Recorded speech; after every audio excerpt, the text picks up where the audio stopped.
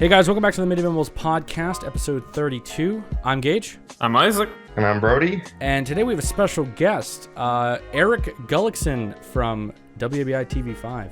How you doing, Eric? I'm doing great, guys. Thanks for having me on. Now a word from our sponsor. Hey, I'm Gage from the Midday Mumbles Podcast. I strongly believe if you want to start a podcast today for free, you need Anchor.fm. If you haven't heard about Anchor, it's the easiest way to make a podcast. And the best part is, it's completely free. There's creation tools that allow you to record and edit your podcast right from your phone or computer anytime. Anchor will distribute your podcast for you, so it can be heard across all the major platforms: Spotify, Apple Podcasts, and many more epic platforms available for free. Download the free Anchor app or go to Anchor.fm to get started today for free. Again, that's Anchor.fm. One more time, that's ANCHOR.fm. I can't wait to see what you create. Okay, so how's everyone doing this week? We have a special guest, like I had said, Eric from TV5. He is a sportscaster on TV5. How are you doing today, all of you? I'm doing good. Yeah. How you doing, Isaac? I've been starting to drive on my own, which is pretty cool. Big Okay. step up. Wow. So I've been doing pretty good. And I graduated, so... Yes. Congratulations, Isaac. So we have a special guest on this week, like we had mentioned, Eric Gullickson. He's a sportscaster at TV5. So nice to meet you, Eric. Nice to meet you. Nice to meet all you guys. So we wanted to start talking about, how you started at TV5, and, your come up and how you got involved in media broadcasting, journalism, and all that. So yeah, would you mind sharing your story on how you started? Wait. First, I'd let him describe what his full job is. In his own words, okay. What is the full extent of what he does? Sure, guys. A lot of people think I have a lot of people working with me, but since coronavirus hit, I am the only person doing sports at my station. So basically, find content, go get it, bring it back, put it together, and get it on the air by deadlines for 6, 10, and 11 o'clock newscasts every day. Oh, wow. Right. That's... So you're very busy. Yeah.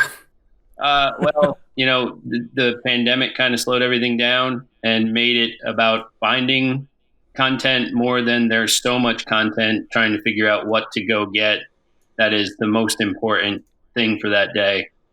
So it changed. A lot of sports stopped because of COVID, so that must have really affected your schedule broadcasting and as far as reporting on the sports.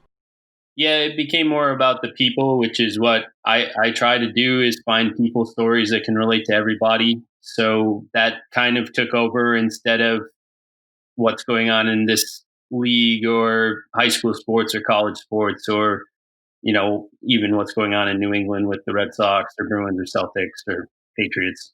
Now, prior to COVID, was this done by a team of people, or were you always the one kind of sorting through all the incoming information and different things and having to figure out what to broadcast? Prior to COVID, we have a 2-person sports team. So I would still pretty much finding everything. I have a sports reporter. His name is Brian Seidlinger, and he is from Mankato, Maine originally. And he would come in and help me out. We both would tackle all the stuff we needed to gather. He's full guns blazing all the time. He's really into it. So it's really nice to have him. And it's been a chance for me to kind of learn how to be the boss. I've always been the second in command until this job. So that's good. Been a growing thing. Yeah. How did you get involved with it? Did you know someone at the studio or how did you get involved in the whole broadcasting and all that? Well, I went to University of Maine and I worked in Bangor a very long time ago, right out of college, and ended up going back to where I'm originally from in Minnesota and working for a while, learning how to do sports, and just happened that a sports job opened up in Bangor, and I really missed Maine and was looking for a chance to come back, and it just happened to work out that way. Nice. Yeah, Maine's a great state.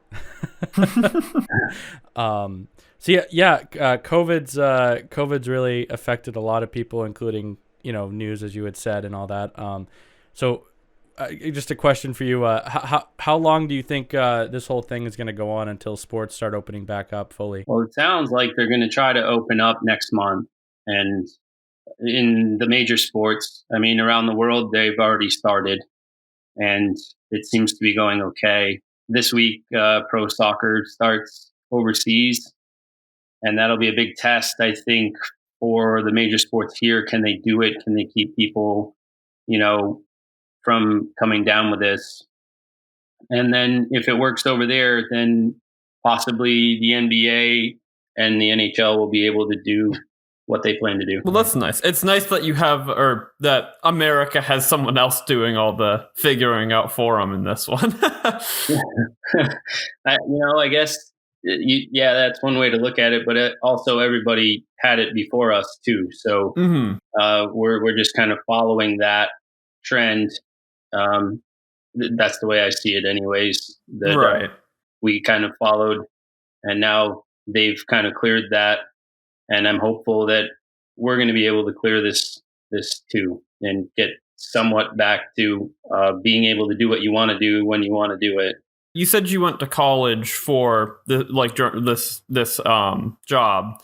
Were you always planning on being a sportscaster, or were you more looking just anything news related sort of deal? Yeah, it kind of was an evolution. I really wanted to be a play-by-play person when I went to college. And then it evolved into, I thought I really wanted to do news. And I really was interested in what was going on at the time in the Middle East and covering that. And then the more I delved into it, about thoughts of possibly having a life around my job and not just my job was the entirety of my life, I went back to I've always been passionate about sports. So it kind of, it just clicked kind of deal. Yeah, it brought it back to that. Yeah. You cover a lot of different sports from around the world. So how do you find these stories? Are you individually watching all these games, or are you doing like research on stats and all that? Or how do you usually get your story together? We try to remain as local as possible. A lot of stuff at local high schools around our region that people get us on Channel 5. And there's a lot of different ways to get stories, and most of it is just going to these different schools and meeting people and doing, stories about people or teams that are successful. And from those stories, a lot of the time people will say, oh, by the way, did you hear about so-and-so is going to Africa next month to like help feed children? And you're like, what? And then okay. So it's a chain reaction of information. You have like a source, and then typically that will lead to other sorts of sources and ideas. Occasionally, yeah. And, you make connections with covering people, and, they'll add me on social media, or I'll follow them on social media too. And a lot of times that's the way, just end up getting, hey, guess what I'm doing? I'm going to do this or that or the other thing, or I just won All-American, or I'm, whatever. And go talk to them about it. And just, it's all about sharing what's going on with people that would be interesting to people. And hopefully you do find that really in-depth story, but sometimes it's just, this is a really cool accomplishment that's very rare. Yeah, no, hey, that is really cool. So as far as, getting context and all that and finding sources, so you just usually, it's like word of mouth connections, all that, right? It's just like anything. It's networking. It's, connecting with people. A lot of times, as you guys, if you're from Maine, know, a lot of the faces stay the same for a long time. So making connections with people that over the years, and eventually they respect you enough that they understand that you're there for the right reasons and you're not there to just burn people. And they realize that you're trying to showcase the kids and give them some coverage. that people want to see. So you were mentioning about, your job and not having it be your entire life. So how do you like separate your life from, your journalism job at, sportcasting and everything else? How do you do that? That is a tremendously great question. It's taken a long time because, like anybody, you want to put everything you have into it. So how does that happen? I mean, sports is 24/7 now. News is 24/7. The world is 24/7. So how do you unplug? And it's taken me a long time. I learned a lot from the guy that had my job before me, Tim Throckmorton, who was here for a long, long time. And just you have to separate and do the things that you love in your free time, and then check back in and be like, okay, what's going on? Did I miss something? And just check in, and then go back to doing other stuff. But so is finding stuff to talk about kind of always on your mind, even when you're trying to not do work? I would say that it used to be, and now I try to, when I'm not at work, focus on other things and then catch back up when I get back to work. So you how many hours a day are you spending on getting your stories ready for broadcast? I'd like to tell you I only worked 8 hours, but most days it's 12-hour days, just finding information, and then work an 8-hour normal shift. But in the current situation, a lot of it is working before the 6 o'clock news to gather, and then work ahead so that you kind of have some information. Maybe it's not going to be the day of, maybe you're going to run it the next day. So at least you have, some content. In a normal situation, you have so much stuff, so many games going on to cover, so many things happening. Somebody sets a record, or some team is doing something that the school's never done before, or, just stuff happens every day, and we're just not in that right now. Yeah. No, it seems busy. I know there's a lot of different, basketball seasons. There's a lot of different games going on between schools, and it's hard to cover that and everything else. So are you running the same story for all different, the 6 a.m. news, the 5 p.m., the 6 p.m. news, and the 11 o'clock news, or are you guys doing different stories? It depends on the day. A lot of it is rerun. It's just where we're at. In the wintertime, during basketball and hockey season, we were actually able to pretty much have whole new newscasts at 10 and 11 that were different from our 6. And a lot of the 10 and 11, we tape our morning show at night because there's not a whole lot that happens in Maine overnight. Every once in a while, something will happen in sports overnight, but it's pretty rare. And so a lot of our morning sports is just a quick tape segment that we put together at night. Oh, is the whole morning show pre-recorded? No, the whole morning show is not. Just the little sports segment that we do. There's 2 1-minute quick, almost like a radio show read for morning sports. Yeah. So you guys are also, it's kind of interesting. You guys are both on TV5, Channel 5, and then the CW. You guys have your news on that channel as well. Yeah, our station owns the CW. They picked that up a while ago. And so, yeah, our 10 o'clock news and our 11 o'clock news are pretty similar on the 2 affiliates. And you guys your parent company is Gray Media, right? Yes, Gray bought us probably 2.5, 3 years ago. And they have really expanded. They're the 3rd largest media company in the country right now. I heard they were being bought out by a bigger company that was going to absorb like News Center Maine and the NBC channels as well. I thought that was pretty interesting. Yeah, Gray was thinking about Tegna. There was talks, but I don't know what happened with it. It's way above my pay grade. So how many average viewers are you guys getting per broadcast? I think it's 50,000 households. So we're the top station in the Bangor market, and then Portland has its own market. Presque Isle's off by itself. Yeah, I mean, so in Maine, there's the Fox 22, News Center Maine, and TV5, and I've always watched TV5. I think it's pretty cool, but Yeah, no, there's a lot of changes a lot. There was I forget his name now, the news anchor. He had retired, I think in January. Jim Morris. Jim Morris, yeah, he was on there for a very long time. I'd always it's funny. It's funny. You have these journalists. They're kind of local celebrities. They're on the news every night. It is a little different. Jim's a great guy. He's a super funny guy, and he actually loves baseball.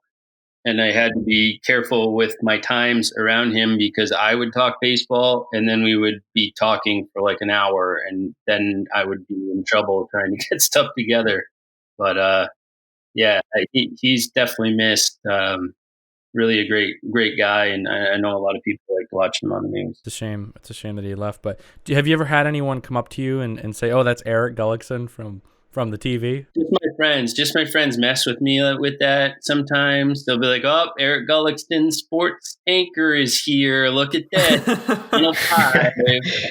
But usually what happens is people just kind of look at me because I kind of dress differently than on air when I usually have a baseball hat on, and casual. They try to figure out where the heck they know me from, and then they figure it out later or something. But I get those confused looks. Oh, sure. Kind of a different question. When you're reporting things, when you're reporting anything, how much of it is improv, just kind of working with what you're previously talking about, and how much of it is teleprompter reading that you've pre-prepared or something like that? When I'm reporting in the field, or anything really, in studio or on the field, in the studio, everything's in the teleprompter.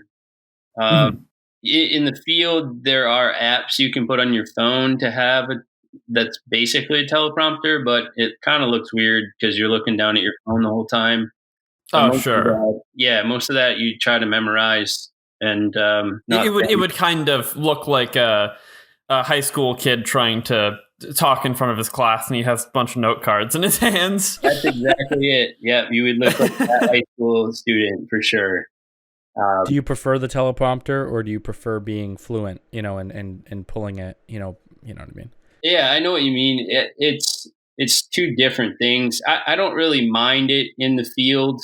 My first job, my boss was there for, 30, 40 years, and he was just a gem, and he, everything was chicken scratch written out. So we basically ad-libbed everything, even our newscast.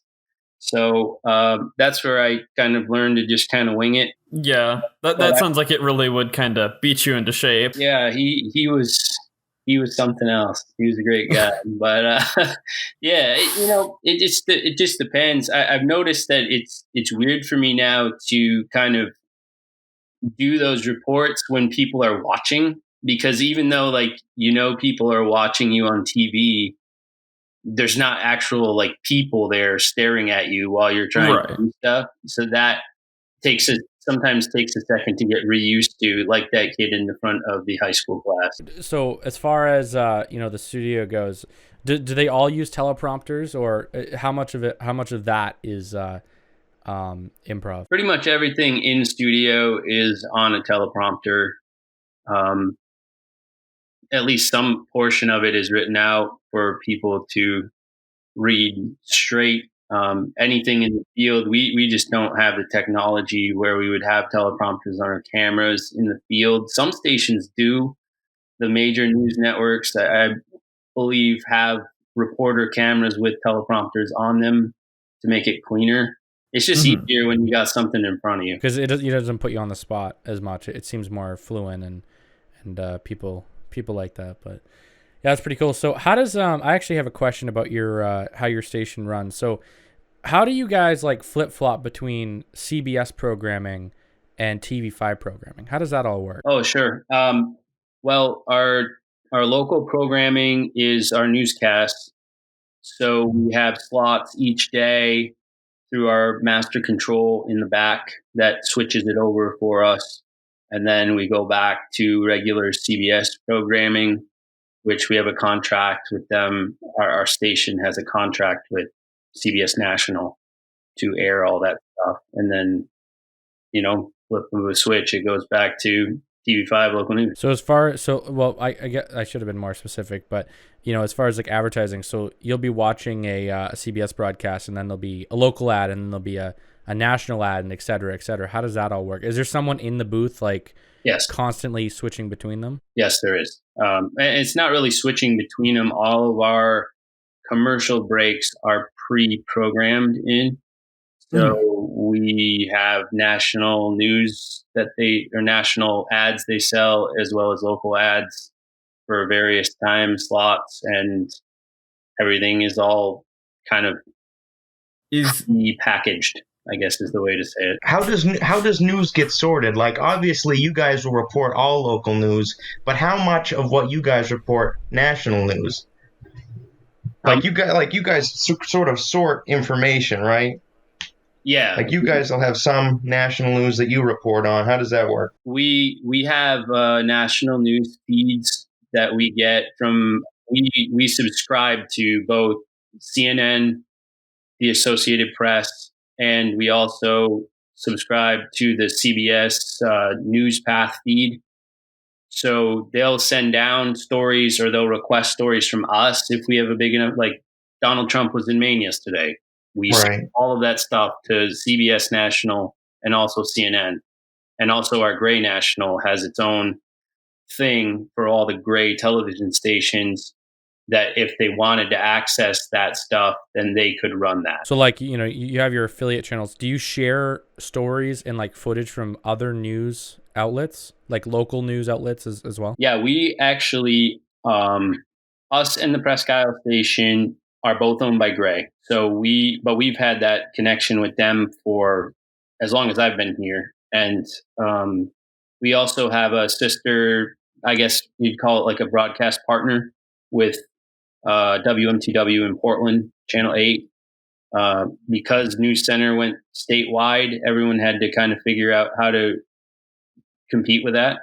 And we share with Presque Isle and Portland, so we have the whole state covered as well. Anyone, anywhere you are in Maine, you can access the Channel 5. Is that how that works, or is it just specific areas? We cut off around the Augusta Gardner area to the south.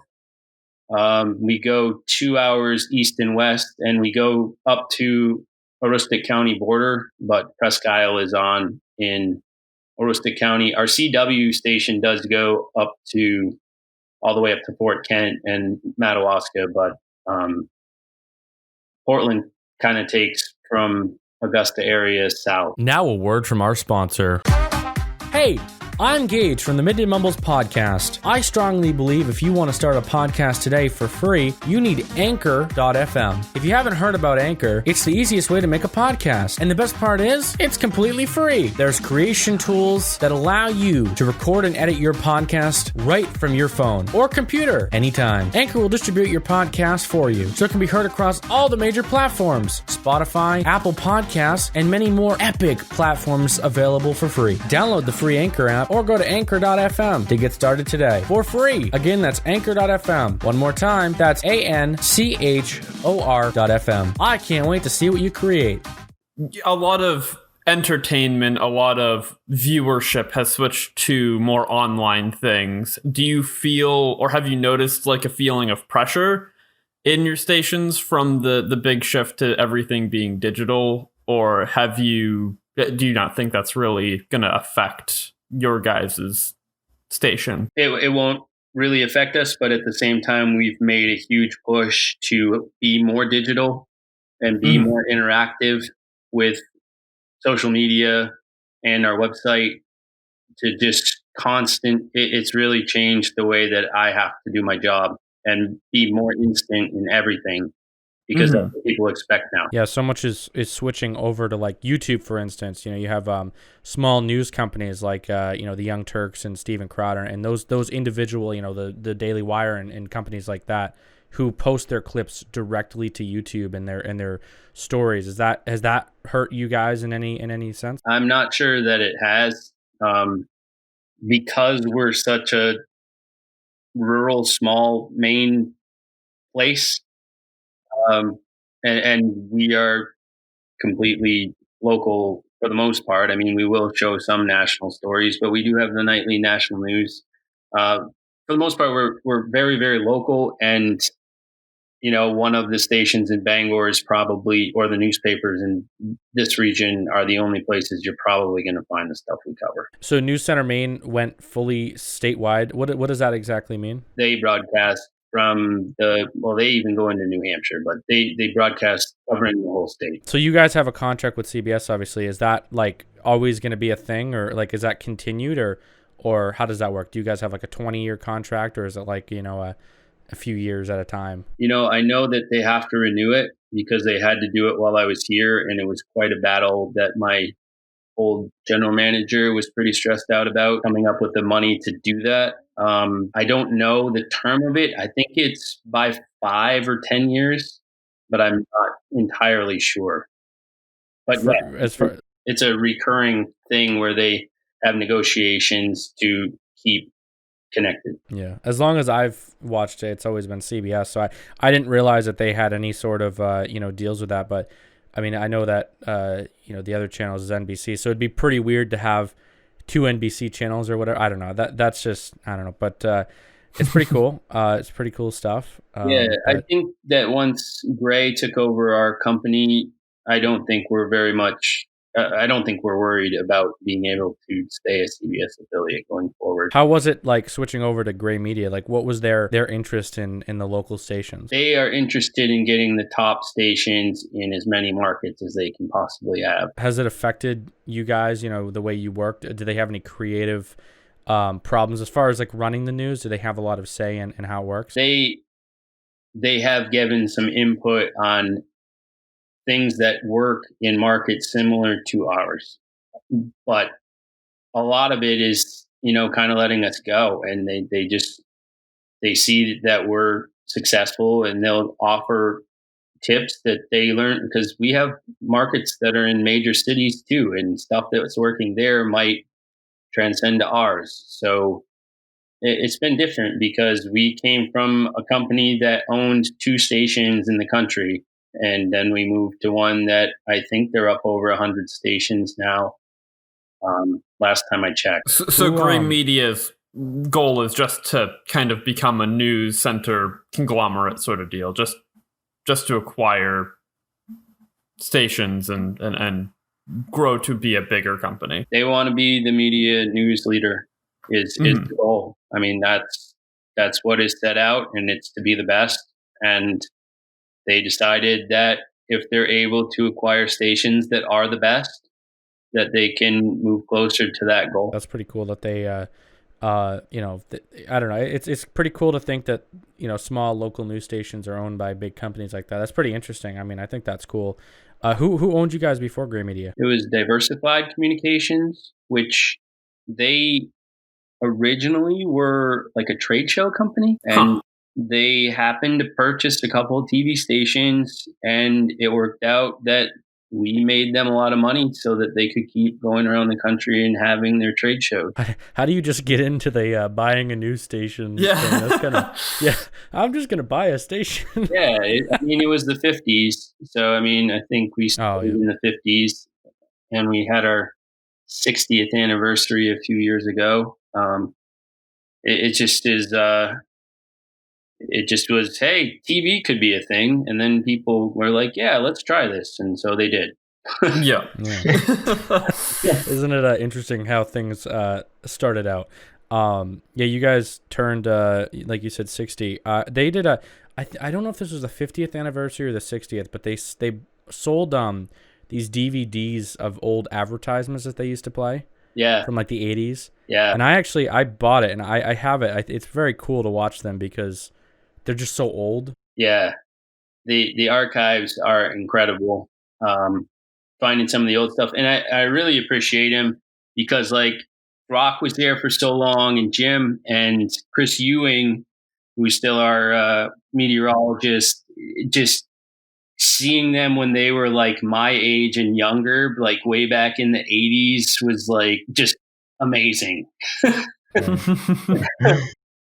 So how do you guys, so obviously, so you have an archive, Do you record and store every newscast on some sort of system? Sort of. Yeah, we have to mark. We usually do it by stories, and they get archived into a server. I have a hard drive for different content of major stuff that I know is going to be something that people are going to want to go back to in like 30 years. But newscasts will be stored like online for a time, and I'm not sure how far back. I think they re-clear every year or two in the system, but they are stored in one of the servers. That's got to be a big server, though. That room is immense. Like an hour broadcast. That just seems like it'd be huge. Yeah, the file size is pretty large, and I don't go in that room. I stay away from that room because I'd be scared that I would break something in there, and that would be the end of me. Yeah, storage and all that is very expensive. Hour broadcast that'd be huge. It must be petabytes of data. It's big. It's very, very big. I mean, it must have used to have been like tapes and stuff. Are those still kicking around, or are they just like? They are. Oh yeah, I have a closet full of them that Throck had saved with just classic sports stuff that he thought would be important, and it has been. And we have a bunch of tapes from. Basically, we didn't go fully digital until the early. I think it's 2012 is when we switched over. Mm-hmm. So once that happened, we went away from tapes. But there's still from 2000 to 2010. Even I think our archive of tapes started in 2001. So there's a whole shelf of them in the newsroom. Do you guys have old broadcasts from when you started saved, back in the 50s? Yeah, my news director has a file tape of some of the first shows, and they're in a vault. And he has a bunch of. I have some old footage of when Maine went to the College World Series in I think it was 1960. I want to say it's all black and white, and it was George Hale and Wink when he was not old at all, and it was crazy. I'm not even sure all of the details of that one, but we ran some footage from it. I found some 1960s Brewer High football that we saved, which was pretty cool. But yeah, it goes back. There's a bunch that goes way back. If they could figure out a way, they should create a website where you could go and watch all the classic broadcasts from the 50s and 60s and all that. That'd be really cool. I don't know how we would do that, or even if we have the full length. I would imagine that they have to have something, but it was so different then. It was, it was even really different. Rock used to tell me about the 80s where he would have one piece of video in his whole show. And it was just kind of him talking about what's going on. I feel like that would be a lot trying to do art analysis on some piece of art that you just do not care about, and so you're trying to really overanalyze it to find the tiniest little bits of things that you can write about it. Yeah, the process to get video on the air has become so simple compared to even when I started that it's pretty spectacular, and this generation's so lucky that it's that easy. Yeah. So I actually got a question about the archives. Do you guys have I think they played it when I forget his name again, but he had retired. The Apollo 11 mission, you guys had reported on that back in the 60s or whatever. Yeah. Do you guys have that full length broadcast? I don't know. I know they have clips of it, but I think that's also on the tape that's in the vault that can't be touched. I'm assuming you guys probably have a broadcast from Kennedy 63. I'm not sure. I don't fully know. Like I said, it's in a vault. You have to get you have to sign provision forms and stuff. Oh, you do? So they don't just let anybody look at it? I'm being sarcastic. Special clearance. Yeah, you gotta talk to John Small, our news director, to to see the tape. That's pretty funny. That's pretty cool though. History, especially locally, just getting the reactions of local people for these like spectacular events that happen in mankind history. I think that's really cool. American history, all that. That's really cool. Well, that's the point. To save that stuff so that people know what actually was happening at the time, the best we could share it. Yeah, I think they should do a classic website. That'd be really cool to check out, watch all of those clips or post them on YouTube. I think that'd be cool as well. Yeah. So you were talking about how it's a lot easier to like broadcast now, live broadcast, from what it was before. How do they exactly broadcast? I know you probably, I don't know if you know it or not, but how do they, get a show broadcasted? I can give you a Cliff Notes version. We still have a satellite that shoots up to space and disperses to various cable outlets for people to access or get our signal over the air. That's kind of the non-scientific method of it. You said you're into sports a lot, and that makes sense why you do sports casting. What is your opinion on like the emerging esports? Is that just like ridiculous to you, or do you think that's something that's legitimately interesting or matters at all? That's a good question. It's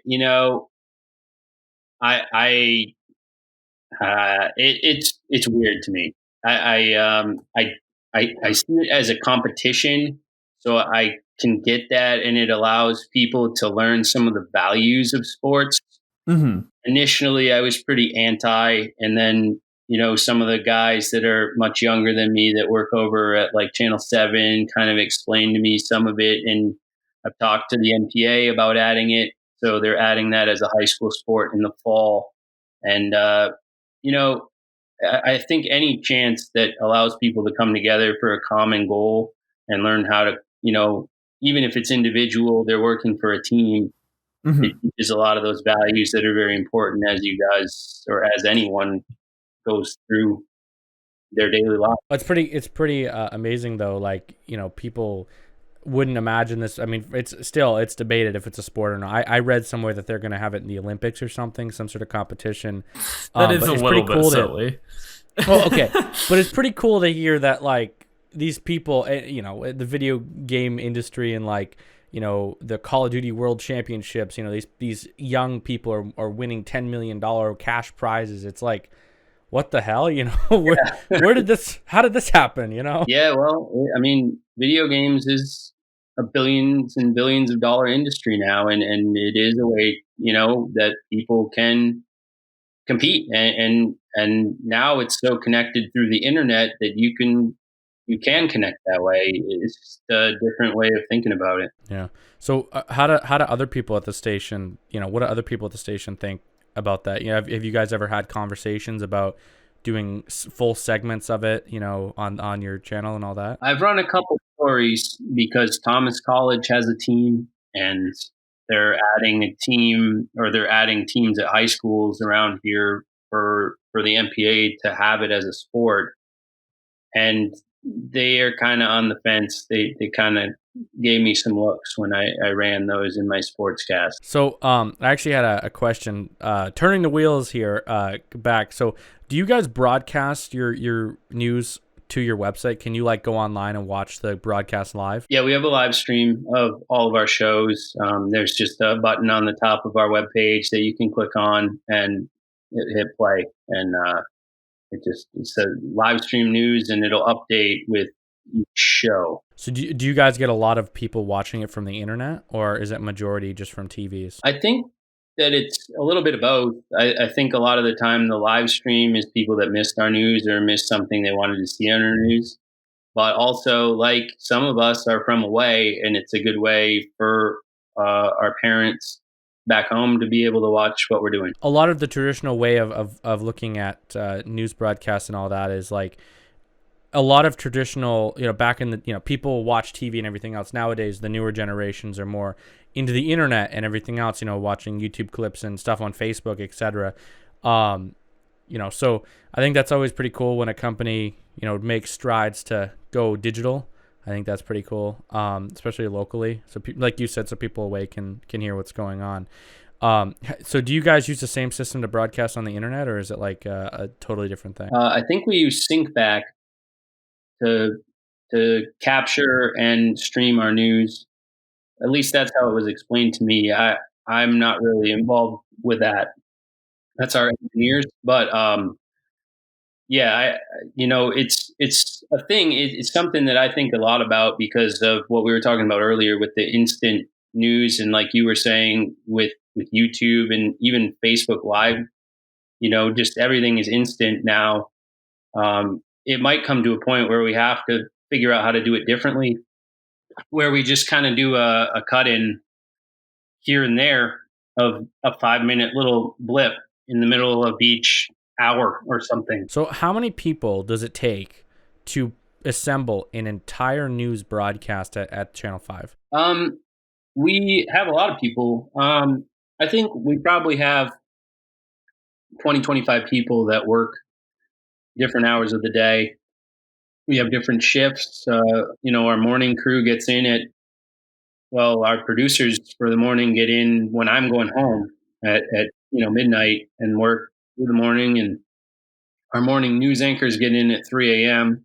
and work through the morning, and then our regular shift is a 9 to 6:30 shift for reporters and anchors and producers, and then there's an evening shift, which is what I work, which is 3 to midnight. So, do you ever get like really tired and exhausted from an entire day of preparing and all that? I would tell you that I love the tournament, but it is exhausting because I care so much about product, and I've gotten to know so many of the kids, and I want it to be as great as we can possibly make it. But I think I worked almost 80 hours the tournament week this year, and it's a lot.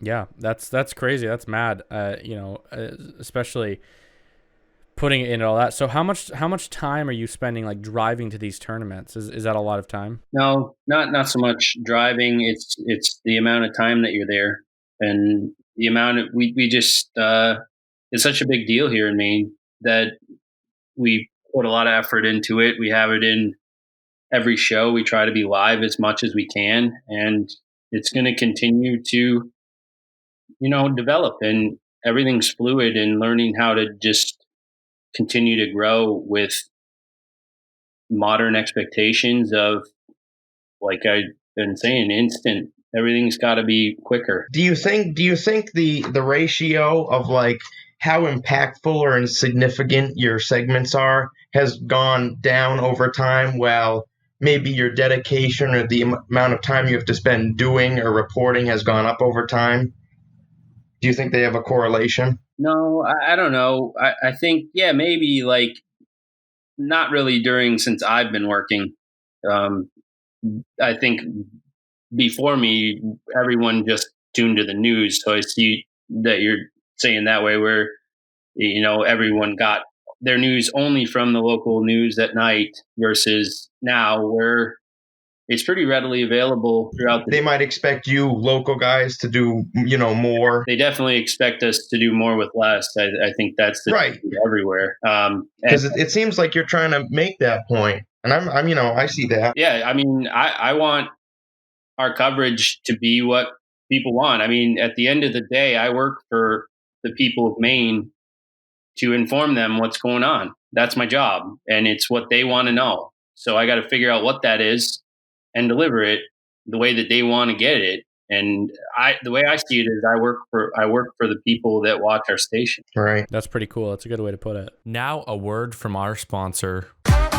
Hey, I'm Gage from the Midday Mumbles Podcast. I strongly believe if you want to start a podcast today for free, you need Anchor.fm. If you haven't heard about Anchor, it's the easiest way to make a podcast. And the best part is, it's completely free. There's creation tools that allow you to record and edit your podcast right from your phone or computer anytime. Anchor will distribute your podcast for you, so it can be heard across all the major platforms: Spotify, Apple Podcasts, and many more epic platforms available for free. Download the free Anchor app or go to anchor.fm to get started today for free. Again, that's anchor.fm. One more time, that's ANCHOR.FM. I can't wait to see what you create. Pretty cool, how you started and everything else. It's a cool story. But yeah, I think that's it for the interview, at least. Thank you for coming on, Eric. We really appreciate it. Hey, thanks for inviting me on, guys. It's nice to talk to you. So thank you guys all for listening to this podcast, episode 32. Thank you, Eric, for coming on the show. It was great. It was great talking to you. It was great having this interview. Very insightful. I learned a lot of things that I didn't know about, broadcasting and especially the local news and everything else. And I know Isaac and Bertie did as well. Yeah. So yeah, share this around if you enjoyed it. And I've been Gage. I'm Isaac. I'm Brody. Thank you for Eric, listening. You can say you're Eric. I'm Eric. And this is it. We're signing off. See you later.